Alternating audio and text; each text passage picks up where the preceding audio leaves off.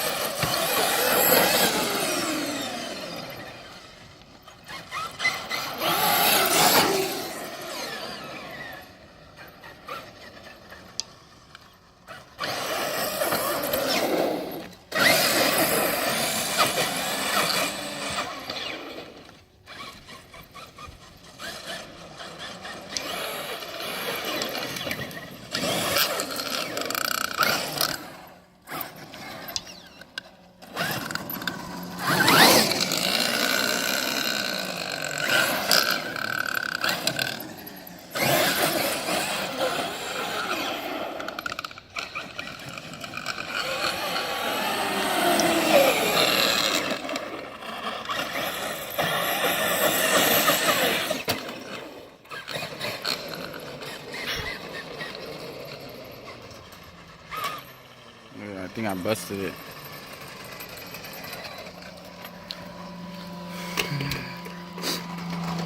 Oh, see, look. The axle came out.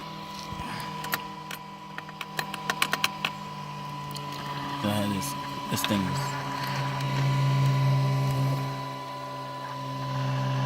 is broken. Boom. Busted.